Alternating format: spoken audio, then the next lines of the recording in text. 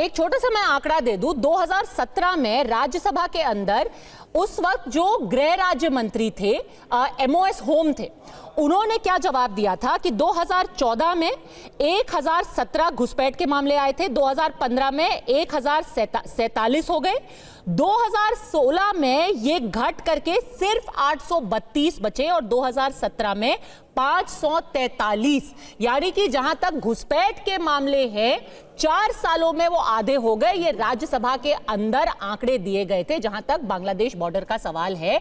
लेकिन इस प्रॉब्लम के बारे में बात करना तो दूर, किशोर तिवारी जी, आज संजय राउत ने बोला कि कोई बांग्लादेश एंगल ही नहीं है, ये सिर्फ चुनाव के लिए डर फैला रही है भारतीय जनता पार्टी। आपने तो उस बांग्लादेशी घुसपैठिए को एक सर्टिफिकेट दे दिया कि वो है ही नहीं बांग्लादेशी।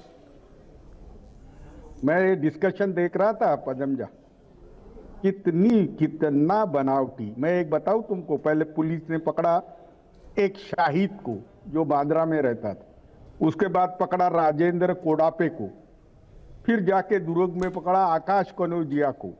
दिन भर खबर चलती रही, मिल गया मिल गया मिल गया। लेकिन अब सीएम देवेंद्र फडणवीस को दावोस जाना था तो उनके मदद करने एकनाथ शिंदे आए, अपनी प्रोजेक्ट साइड से एक मजूर को लाया।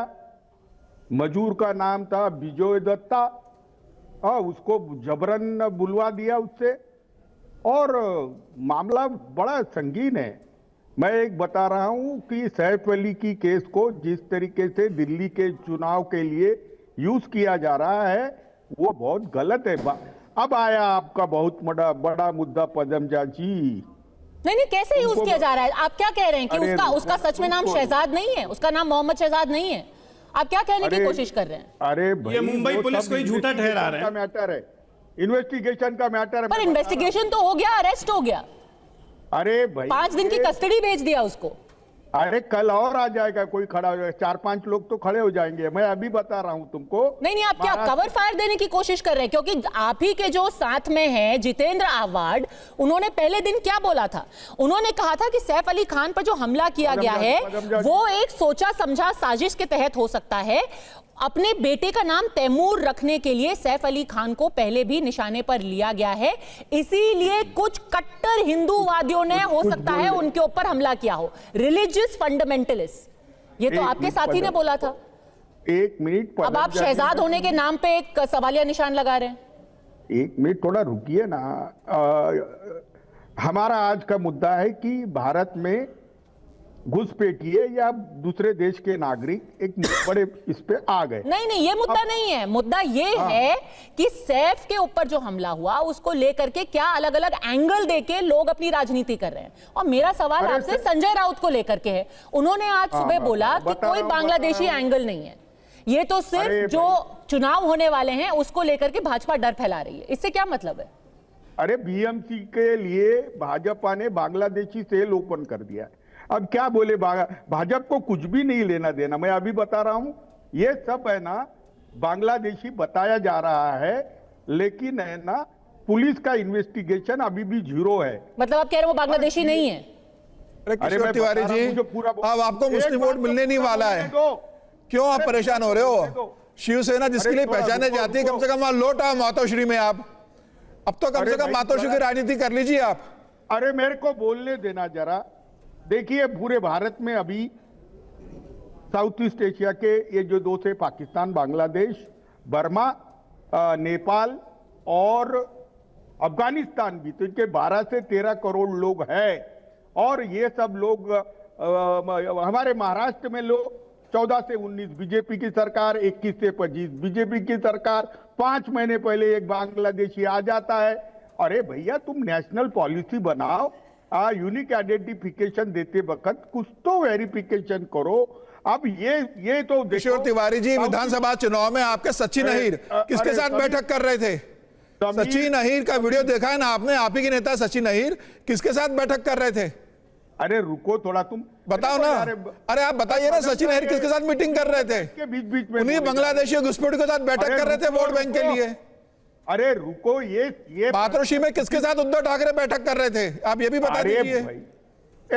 देखो पदमजा, ये वहां पे बैठकर एडवांटेज में जा रहे हैं। समीर, मैं पूरा बोल लूं कि ये पॉलिटिकल ये देश की सिक्योरिटी का इशू है।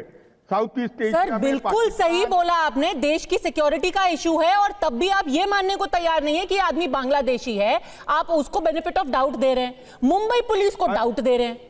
और पदमजा और इन्हीं की सरकार है पद्मजा जी, किशोर तिवारी की सरकार थी। मैं एक लाइन में जवाब देता हूँ, इन्हीं की सरकार थी किशोर तिवारी जी की, जब एंटीलिया कांड हुआ था, देश के इतने बड़े उद्योगपति के घर पर किस तरीके से धमकी देने की कोशिश की गई थी। उन्होंने क्या, गृह मंत्री देशमुख साहब उसमें गिरफ्तार हुए थे और जेल गए थे। जवाब दे दूं फिर ठीक है, जवाब दीजिए।